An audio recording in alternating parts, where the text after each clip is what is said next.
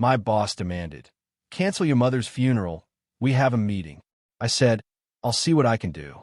Then I recorded everything and sent it to every news station in town. By evening, he was fired and trending on social media. Original post. I, 32M, am writing this from my childhood bedroom. My mother passed away 2 days ago after a long illness. The grief is a heavy blanket. I work as a senior analyst. On Tuesday, I emailed my boss, Marcus, 45M, and HR, informing them of my passing and that I was taking bereavement leave. The funeral is this Friday.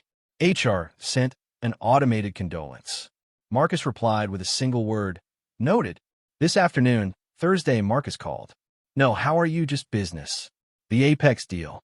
They moved the final presentation. It's Friday at 10 a.m. It's $1 million contract, and your part is critical." I was floored. "I can't, Marcus. It's my mother's funeral. I'm a pallbearer." He sighed, full of annoyance.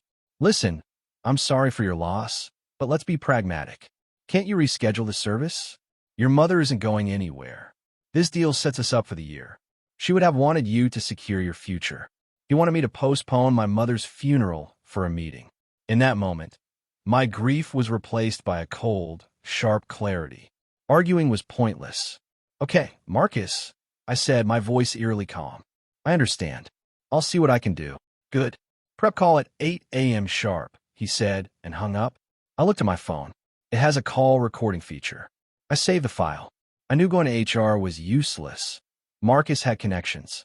So I opened my laptop and drafted a short, factual email with the subject, "A disturbing insight into management at company name," attached the audio file, and sent it to every major news outlet in the city.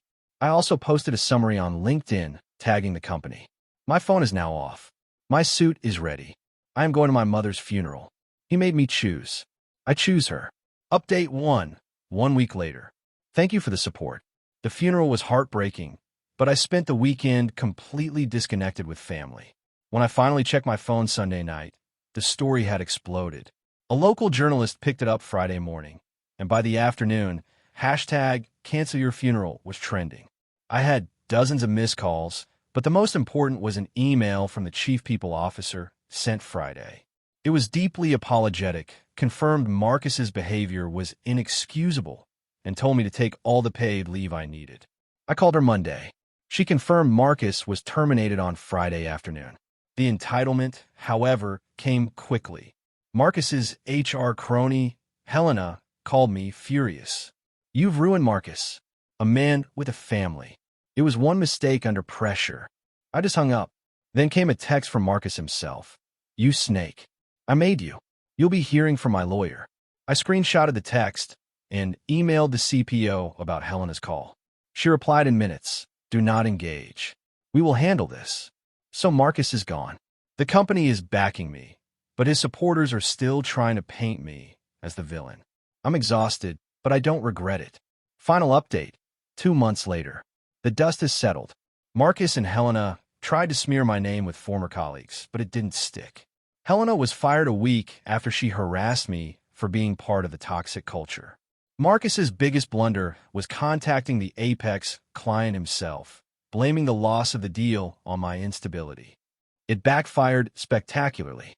The client, having seen the news, had already pulled out, disgusted by his actions.